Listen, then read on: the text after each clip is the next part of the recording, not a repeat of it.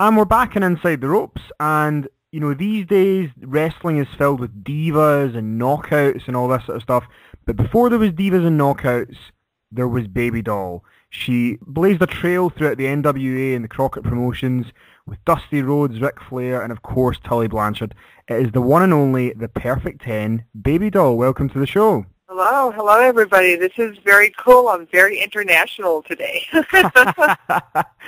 So yeah, very international, from Scotland to the US. And when I was kind of looking into your career and you growing up and stuff, what I didn't realise is that your parents were actually involved in the wrestling business. Can you kind of tell us a little bit about what your mum and dad did in the wrestling business? Both of my parents were wrestlers. My dad is Nick Roberts. He wrestled like in the 50s, 60s, a little bit in the 70s. Then my mom, Lorraine Johnson, she was like one of the pioneer girl wrestlers. She used to win like Marilyn Monroe look-alike contests. It was very scandalous for her and Penny Banner to wear like bikinis when they wrestled in the 50s, and very independent woman for, that time of our history, because when you think back in the 50s, women were like staying home and cooking and cleaning and raising families, and it was just after the Depression and money was good, and the family thing. Well, here my mom was driving a Cadillac across the country and wrestling, so very scandalous. When you think about it, that really is pretty scandalous at that time. They met down in Florida, and they had me. I was born in like 1962, and my dad bought into the promotion in Lubbock, Texas. He bought it from a promoter, Sled Allen, and he promoted Lubbock for well over 20 years. We ran a show every single week, and that's how I grew up. I saw my dad on TV every Saturday afternoon promoting the show. Like, I grew up watching Terry, Fun Story Jr., Dusty Rhodes, Manny Fernandez. Tully came in and wrestled. Gino, the Von Erichs, the Sheik, Andre the Giant came through at least once a year. Flair was guaranteed to us at least once a year. The world champion was guaranteed, because we had let me see, how many world champions did we have come through? We had the Briscoe, Terry, we had Dory, we had Harley Race, we had Flair, we had all the world champions, because we were part of the NWA circuit. We were actually guaranteed that we would get the world champion at least once a year. It was, if you like wrestling, I certainly had the perfect childhood for it. I really did. And, you mentioned about your mum being, the kind of Marilyn Monroe lookalike and, driving the Cadillac and wrestling in a time that I guess a lot of women weren't doing that. Do you have any sort of vivid memories growing up of interactions with some of the wrestlers and some of the personalities while you were at these shows? Oh, my gosh. Well, see, what was really funny is that back in the day, kayfabe was king. There was no other way. I didn't know who kayfabe was, because every time I'd walk in the room, somebody would say kayfabe, and I was looking around for who's Kay and could I be friends with her? And do you, I guess it's interesting to hear this from your perspective as someone who was kind of involved, through your parents in wrestling. Do you remember the exact moment where you realized that, to the extent that kayfabe was king, as you had said, was there a point where you sort of realized, so that's what they've been talking about? Well, actually, I've got a really good story for that. Whenever I first got into wrestling, it was my parents were talking like in another part of the house about that they were looking for a girl for Gino Hernandez. They were thinking about maybe a black girl, but they weren't really sure like what the office what they could do to get a lot of heat for Gino. Mm-hmm. And so in my mind, because I love Gino Hernandez, oh my gosh, that guy was just dreamy to me. And so I thought, well, gosh, that would be a perfect spot for me. So I stole my dad's black book that had all of his wrestling numbers in it. I copied down a couple of the numbers for the Dallas offices, and I went down to a boyfriend's house and I used his phone. I called the Dallas office, and David Manning picked up. And I knew David because I sold a bunch of the souvenirs for the Von Erichs, and he was kind of the in-between guy where he would give me the stuff, I would sell it and give him the money, and then he would take it to the Dallas office. And whenever I called him up, I was just like, hey, I hear that you guys are maybe looking for a girl to go with Gino, and why not me? I'm smart, and I'm pretty, and maybe I'd be like what you want. And he was like, wow, he said, this is really weird, because they were actually just getting ready to go into a meeting and discuss what they were going to be doing for the next 3 to 4 months. And he said, this is just perfect timing. He said, you would work out And he said, let me go talk to him. And he said, I'll call you right back. So I waited about 20, 30 minutes. He called me back, and he says, Fritz loves the idea. You would be perfect, but only one problem. Who's going to tell your dad? Like, well, I guess I will, because I was going to school as a full-time college student. I was going to be an EMT and then a paramedic and then do the ski patrol, and I had everything all lined up, and somehow going to Dallas and chase after professional wrestlers just somehow, I don't think, went into that plan. But the very first time that I went and was going to have my match was the Sunday before Labor Day in San Antonio, Texas, at the Joe Harry Coliseum. It was Mike Von Erich against Gino for, I believe, the Texas title. And when we were in the dressing room, I was getting ready to go, and it was Stella and Ken Mantell and Gary Hart and Gino Hernandez and Mike and myself, and we were all like talking over what I was supposed to be doing in the match, and I had like 4 or 5 things that I had to do right off the bat, and then there was probably about 10 things where, you know, it was spot on where I had to be, and so they gave it all to me, and then Ken Mantell was like, do you have it? What do you want? What do we want you to do? And I said, look big and strong like I can kick somebody's ass. And they said, that's right. That's exactly what we want. Well, they didn't go over like, well, we want this and this. And they just understood that I was going to do that. Whenever they left the dressing room, it was like, oh, my God, that's how they do it. I was not smart until my first match. I kind of had an idea, you know, I knew kind of what a Broadway was, and I knew that it was somehow sort of predetermined, but I did not know to the extent of what it was all and the dance that it was. And I was just, and they never knew that they smartened me up. They had no clue.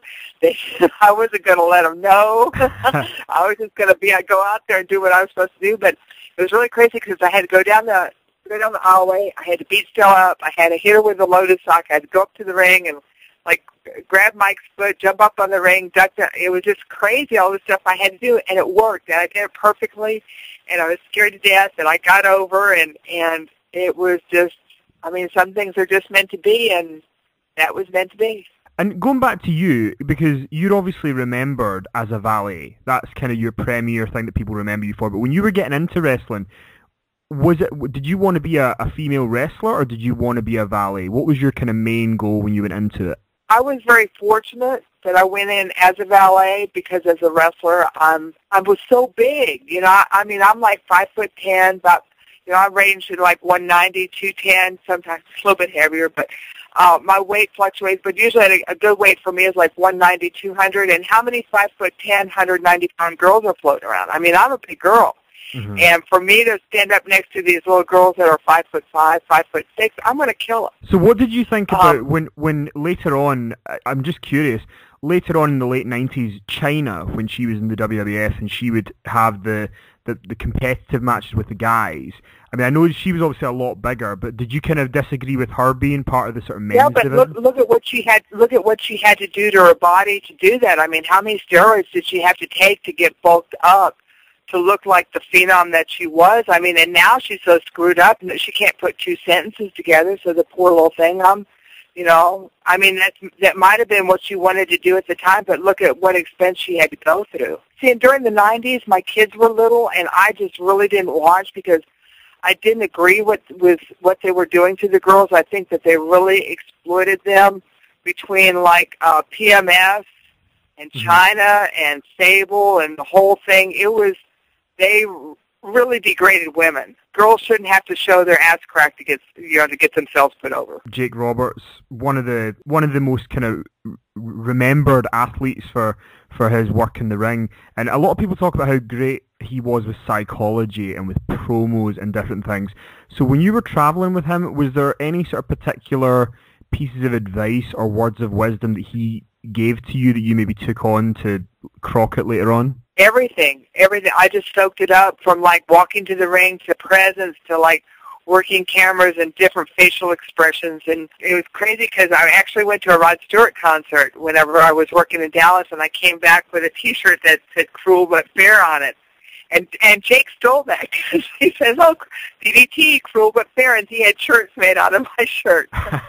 And actually, when Jake and I were traveling, it was funny. He says, "Well, your name is Roberts," and I was like, "Yeah." And he says, "Well, how'd you get your first name?" I said, "Well, my dad's name is Nick." And he says, "Nick Roberts?" And he says, "Yeah." And he didn't know. And he says, "Wow." And he told me a story that the Sheik and Farhat was from Detroit and had gone up to Detroit and was talking about Nick Roberts and a wrestling promotion down in Texas and how cool my dad was that he'd actually got a snake for the Sheik to use and during his ring entrance, and how his daughter went down there and got the snake and put it in a bag and brought it back. Well, that was me. And so how cool, that the snake was. So Jake's going, Jake the Snake, Jake the Snake, Jake the Snake Roberts. So he actually got Roberts from my dad's last name, Roberts, even though we had never, ever met. It was just one of those dressing room things where you're just kind of putting things together and go, Jake the Snake, Jake the Snake. And that's how it worked out. So it was kind of cool how it all went through in a circle, and then about a year later, I married his little brother. With you and Tully, it was just such an excellent partnership on screen to watch. And what were your initial impressions when you guys got together? You started working together. What did you know, kind of like after the first few nights, this is going to work? Yes, I did. It was the first time I knew that it was really going to work was when we went down to a road trip. I think it was in Georgia. We were in the car for like 3 hours. People passing us on the highway, even though we were going like 60, 65, 70 miles an hour down the highway, they recognized us. And they'd pull up, like we'd pass them, and then they'd pass us, and then we'd pass them, and then they'd be pointing like, that's them, that's them. And Tully was like, wow, I've never seen anybody get over like this is. And he says, girl, we're going to make some money. He says, I hope you're up for this because we're going to make some money. And I think it was on that first kind of real long road trip where we were actually getting recognized in the car while we were driving. And Tully had been in the business for a while and had never seen anything like that. So I think he was the first, and I'm just in it like, I'm just happy to be there. I couldn't care less, as long as I was paying my bills. It wasn't ever really a job for me because it was fun. It was something I was going to do. It was kind of sad because I never saw it as a career. I decided something I was going to do and I had to do. And one of the first kind of major rivalries that you were involved with in the Crockett promotions was with Dusty Rhodes, you and Tully against Dusty Rhodes. And I guess it's kind of a two-part question. The first part, what was it like working with him? And the second part is, because obviously he was someone that was involved with the creative side of things as well as being a performer. Did that help that he kind of did both, or did it kind of hurt you guys that he was creative as well as a performer? I was very fortunate because of the fact that Dusty did like me and that he didn't necessarily like Tully, but we worked well together, and then Tully made him look good, so that's why I think that he worked with Tully so much, because Tully knew how to work against Dusty and not taking anything away from Dusty. Dusty is a phenomenal athlete. More than once, he'd do a standing drop kick just to show people that, yeah, I can do that. And people didn't realize, like, what an athlete he was, but, when you look at it, everybody talks about Ric Flair. Dusty was the one that was over. Dusty was over as much or even more so than Flair was because, I don't know, Dusty was just more approachable. He was more of a man's man. He was more, he was a son of the plumber. And people just recognized with Dusty more than anything else. And not long after that, you almost incited a riot because you were so devious, you helped Ric Flair. You helped out the Nature Boy. Whose idea was that? Were you? I'd imagine that you were maybe jumping for joy that you got to be a heel again for a little while. Can you take us back to that and tell us a little bit about it? It was one of those just really scary. I was more scared in that match than I think I've ever been in my whole life. And you can even see it in my face. Like, whenever I put Flair's foot on the rope and they're questioning me, like, what happened? And you could hear the people you could hear 18,000 people just gasp and go silent when that happens. And I was like, oh, I am in so much trouble. Like, I don't know, they're going to kill me. I really thought that it's just going to take one person going over that barricade, and then everybody's going to come get me. And I thought I was doomed. It was one of those moments where everything, the timing was just perfect. Dusty had just timed the turn perfectly. No one expected it. See, that was just the thing. No one expected the turn that afternoon in Charlotte. No one did. And for us to do it at that time and that place and how we did it, it shocked a lot of people. And the people got worked, and sometimes people don't like being worked, and they certainly didn't that time. And Tully wasn't even supposed to come down for that match, and came down so that he could help Flair and I get back to the back, because there was no way we were going to make it back on our own.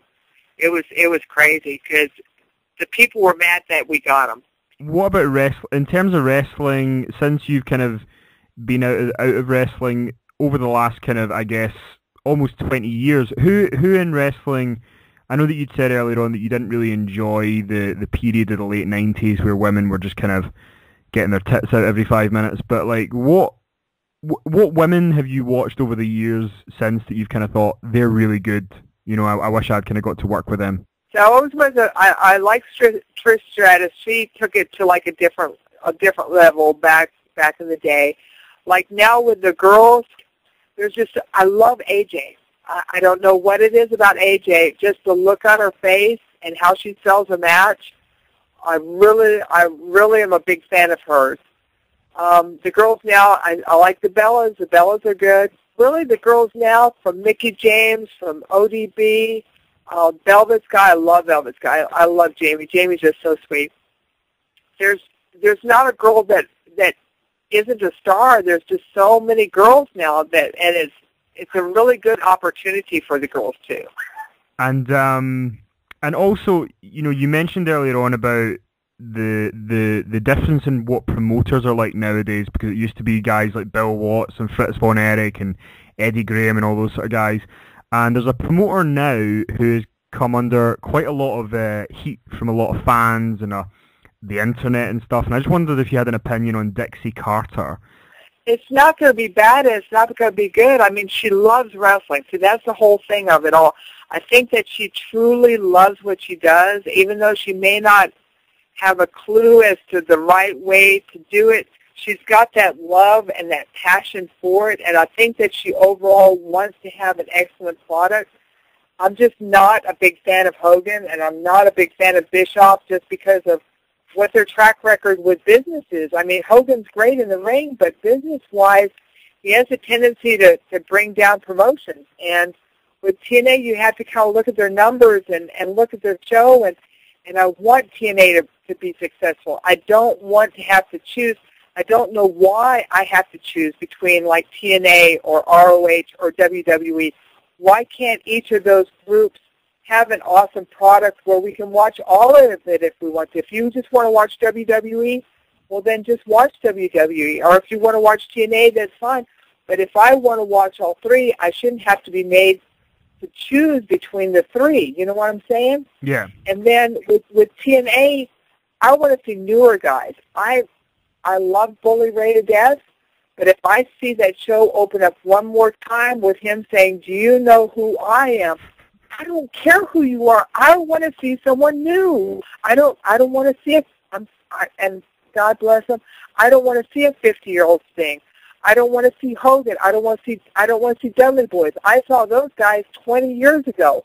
I want to see new guys. I want to see Zema Ions. I want to see the new guy. I want to see the Joey Ryans. I want to see the new guys coming up. I don't want to see stuff that I saw 20 and 30 years ago.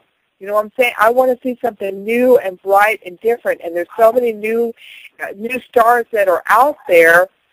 I don't want to see Hogan anymore. You know what I'm saying? I saw Hogan 30 years ago. I'm tired of seeing Hogan. And Brooke Hogan, God bless her, she's dumber than a bag of rocks. She cannot do a promo to save her life. She can't even get 4 sentences out without goofing it up. So they need to get someone else different in there. They really do. Because people are turning it off. They don't want to see it. Do you think that the reliance on these sort of ex-WWE stars and older stars like Hogan and Sting, I think it's going to be their downfall. And to see the same guys over and over and over. I mean, how many times are they going to hit the poor guys over the head with that stinking hammer? I mean, I swear to God, if I hit someone over the head with a hammer, they're going to die.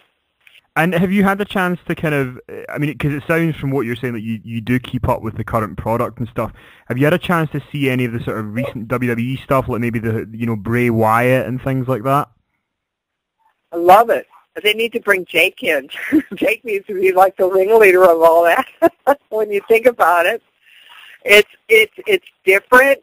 I'm curious to see what they do with it, because it's like one of those where it could be really, really good, or it could be really, really bad. But right now, because I love Bray, and see, the one thing that gets me is that fans want to see a show. They want to be entertained, but then they ruin it by saying Husky Harris because everybody wants to be smart, like, oh, I know who he was. Who cares who he was before? He's Bray Wyatt now. That's who we need to be embracing. And you just look like an ass by shouting Husky Harris when he's coming out. Everybody knows that was him. It's no secret. You're not letting anybody in on something we don't already know. You're just making yourself look stupid. And for the fans to keep going, what, after everybody says a promo on WWE, that's another thing. Let the guy do the promo. The what thing was Steve Austin 15 years ago. Let's do something different. And also, someone else that you were familiar with over your career was Ric Flair, and you hear a lot of stories about Ric Flair being a party animal and stuff. So is there anything, when you think of Ric Flair, is there any sort of funny story about him that springs to mind? Oh, my Lord, what doesn't spring to mind? The only thing that I can say about Flair is that whatever you heard about Flair is true, and there's probably more to it than you want to know. So from whatever you hear on the news, it's got to be more to it. And then, because that's just the way that Flair was. I mean, Flair would be up. I don't know where the guy got the energy, and everybody says, oh, okay, I never saw Flair ever do any drugs. Ever, ever, ever. He was one of the few that didn't. He would drink, but that's legal. He was amazing. From the $70 pair of socks to the $1,200 dress jackets. I don't see how he did. I don't see how he's lasted this long. He's an amazing person. I'm sorry for all the financial problems that he's kind of gotten himself into, but live by the sword, die by the sword, and that the one thing that Flair wanted to do that he never could do was have a normal marriage and a normal family life. He wanted that so bad, and then that's the one thing that he loved being married, just wasn't very good at it. Nicola, thank you so much for being so generous with your time. It's been a pleasure talking about your career. I really hope you've enjoyed it. Okay, well, I did. I'm sorry I talked your ear off, but you kept asking me questions. Okay, thank you.